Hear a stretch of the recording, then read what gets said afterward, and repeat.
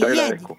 le veía ayer, doctor Lemir, hablando sobre este tema de las funerarias Sí, y el tratamiento que hacen o que no hacen algunas para mantener cuidado el cadáver ya así un mismo. post-mortem Sí, y que el cuerpo aguante estas temperaturas tremendas que estamos teniendo. así es, Se Manuel. El están tema dando es, muchas denuncias de sí, malos trabajos de mantenimiento o de conservación de cadáveres que hacen aquellos implosionen dentro de los ataúdes, doctor.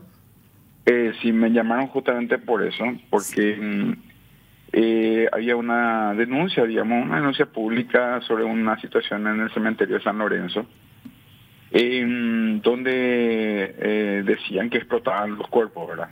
Y bueno, el problema está acá en que lo que ocurre en esos casos es que eso evidencia que no se hizo no se hicieron los procedimientos de tanatoconservación. Y voy a explicar para que se entienda en castellano lo que significa esta palabra, que también está en castellano ahora, pero está en técnico.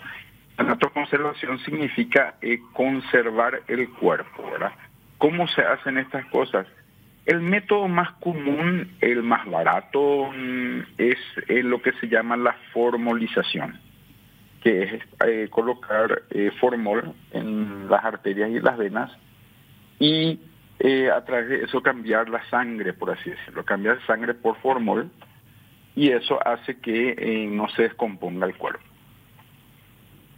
o por lo menos se ralentice todo lo que es la descomposición cadavérica. Y eso es lo que normalmente se hace en estos casos. También hay procesos más sofisticados que tienen que ver con hacer lo que se llama embalsamar el cuerpo, donde ya se inyecta el formol en las partes, en los órganos, etcétera, etcétera. Es mucho más caro, etcétera. Todos estos procedimientos están ordenados desde el punto de vista legal por el Código Sanitario, que se tienen que hacer en las funerarias antes de enterrar.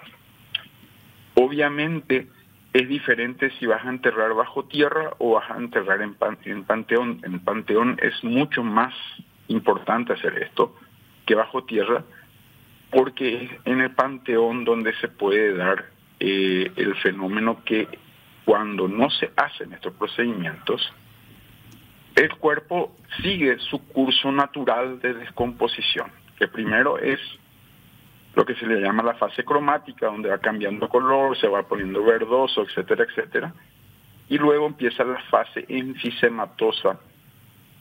¿Qué es lo que ocurre en la fase enfisematosa?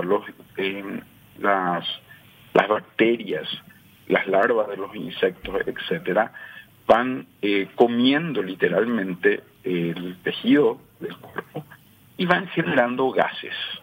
Y esos gases van llenando el cuerpo, hinchando el cuerpo, y llega un momento dado en que revienta por la presión de los gases y se libera lo que es el magma de putrefacción, el líquido de putrefacción.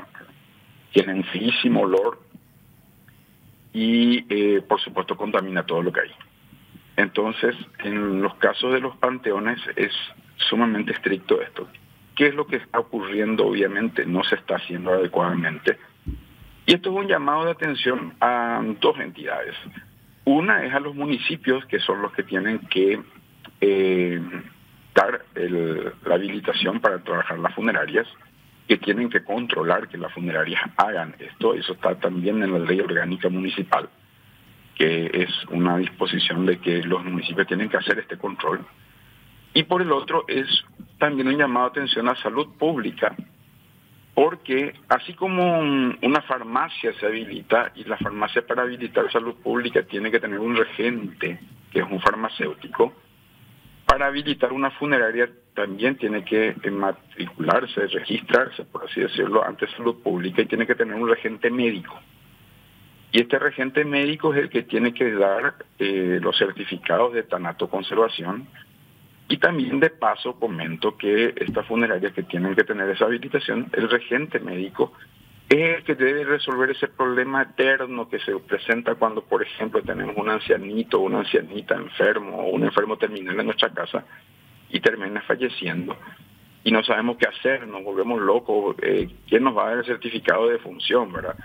Y en esos casos, el que tiene que concurrir es el médico regente de la funeraria al domicilio, verificar que se ha producido la muerte, la causa de muerte, y si es que no es una muerte violenta, entonces hacer el correspondiente certificado de función. Obviamente, si se trata de una muerte violenta o sospechosa, ahí sí se le llama a la fiscalía y al médico forense, porque el médico forense se dedica a la muerte violenta o sospechosa de criminalidad, no a la muerte natural.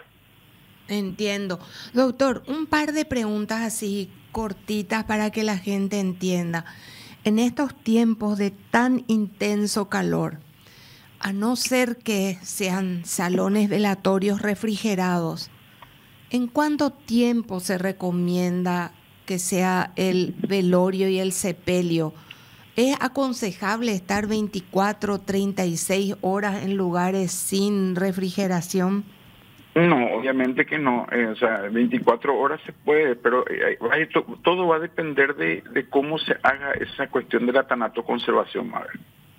Porque si se hace un embalsamamiento perfecto, el cuerpo va a estar sin expedir ni olores ni nada por el estilo ahí una semana sin ningún problema, ¿verdad? Pero no sabemos pues cómo hacen, y sobre todo que no sabemos, a lo mejor la funeraria A realmente toma todo el cuidado y hacen un muy buen trabajo y a lo mejor facturan con todo también por ese muy buen trabajo.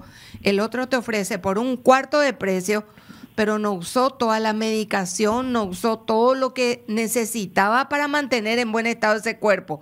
Ahora, claro, te pregunto algo. Independientemente de que esa funeraria no hizo bien el trabajo, por lo cual hay que enterrar probablemente antes de tiempo por estos intensos calores, corre riesgo el cuerpo. Es muy difícil nomás hablar de estos temas sin herir la susceptibilidad de la gente, pero una cosa es cerrar el cajón y lo llevaste y lo enterraste, probablemente no vas a tener ningún problema. Pero los que van y se depositan en panteones, me imagino que esos son los que corren realmente riesgo de esa implosión que se produce. Esos son los que corren el riesgo, porque ahí sí o sí hay que hacer una adecuada formalización y un adecuado sellado. En los casos de los panteones, y lamentablemente por la escasa infraestructura que tenemos de cementerios, cada vez hay más panteones y cada vez hay menos entierro bajo tierra. Entonces, es ahí donde tanto la municipalidad como el Ministerio de Salud Pública tienen que hacer los controles, de que se hagan adecuadamente y de que se cumplan las normativas. Y esa es la cuestión que facilita el regente, porque ahí hay un responsable que firma que se hizo adecuadamente la tanatoconservación y se va sobre el regente directamente, si es que no se hace.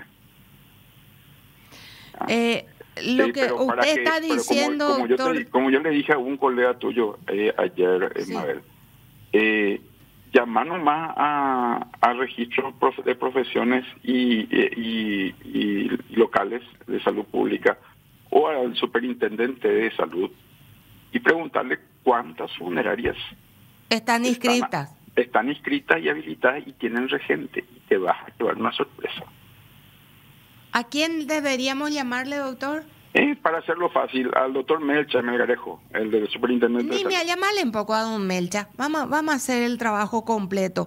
Doctor Lemir, entonces, a no ser que caigas con una funeraria de las que realmente te ofrecen el servicio de refrigeración y vos ves cómo están operando, si vas a caer en manos de alguna así o más, y encima vas a hacer en un lugar, el velatorio, en un lugar que no tiene un buen servicio de climatación, no quedar con estos calores, no quedarse durante más de un día o casi 2 días.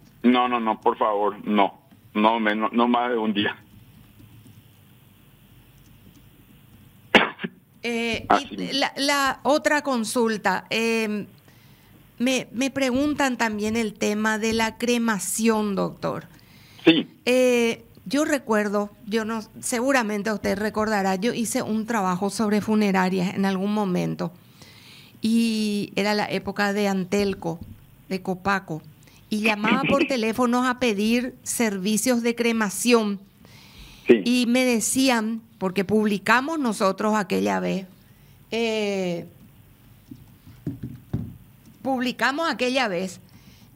decían, no tenemos, pero podemos hacerte. Y recuerdo que hablábamos después con algunos expertos y esos expertos nos decían, Mabel, están cremando en condiciones que no se puede creer, no en condiciones profesionales de hornos de altísima temperatura donde realmente se consigue el efecto deseado. Hoy día, doctor, ¿cuántas funerarias más o menos crees que ofrecen realmente una cremación como la gente? Actualmente hay dos, hasta donde yo sé, dos hornos crematorios nomás en Paraguay. Hasta hace poco había uno solo. O sea que mucho cuidado con el que te ofrece, porque probablemente va a hacerlo a nivel absolutamente primitivo, que no te va a gustar saber cómo están manipulando a tu ser querido con tal de que le pagues el servicio de cremación. Es así, mira, yo algo absolutamente personal, yo le cremé a mi mamá, acompañamos y forma parte de todo un servicio. Te lleva con un vehículo, hay una ventana donde vos ves cuando entra el cajón al horno crematorio, etcétera. O sea, esos son los servicios correctos y bien llevados. Y eso, en esa época había una sola funeraria que ofrecía ese servicio. Y creo que el año pasado, antepasado, se habilitó otra, pero hay dos que están preparados para eso. O sea que tenés que saber también que tiene su protocolo y su forma de hacer la cremación. O sea, es como un servicio más donde vos ves incluso cuando entras en el cajón, en el horno, etcétera, etcétera. O sea, y si no es así, si es tan injape nomás, entonces sabés que te están haciendo cualquier cosa. Bueno, es un poco el control mismo que uno tiene que tener sobre el... Doctor, ¿cuántas horas recomendás para un velorio que pueda ser prudente? ¿A las cuántas horas proceder al entierro? No, mira, y eso está arreglado incluso, Mabel, como te digo, en el Código Sanitario está 24 horas el velatorio normal. Pero va a depender, como vos decís, cada uno sabe con qué está negociando, ¿verdad? Si estás negociando con una empresa seria, ves que hacen todas las cuestiones, te dan un certificado de tanatoconservación firmado por un médico, etcétera, etcétera, podés esperar mucho más. Por ejemplo, puedes esperar para que vengan los familiares del extranjero, etcétera, etcétera. Pero si estamos hablando de un servicio pecha-pechante, para no utilizar la palabra de los luques para que no se nos ofendan mis vecinos luqueños, tener que tratar de hacerlo en corto, 12 horas, 16 horas. Bueno, ya... Doctor Lemir, te agradecemos muchísimo por el tiempo y gracias por estos consejos. Estamos pasando por temperaturas elevadísimas. Sí, terrible. La gente tiene que tener cuidado para no tener sorpresas y no sufrir después con estos innecesarios. Uno ya sufre demasiado con una pérdida y tener que pasar por estas penurias extremas por culpa de funerarias que no están a la altura de las circunstancias. No sé, y recordar que me parece, ayer participé de la pérdida de un ser querido muy cercano y parece ser que esto que implementan también muchos otros países más modernos que el nuestro, además de la cremación, el entierro bajo tierra sigue siendo más deseable que la historia de que nosotros tenemos muy arraigada en nuestra cultura de levantar panteones, panteones, panteones, ir y dejar ahí el cajón, ¿verdad? Es que es mucho más saludable desde todo punto de vista el entierro bajo tierra. Es saludable ambientalmente, es saludable mentalmente, es saludable incluso con el paso del tiempo, es saludable económicamente para la familia.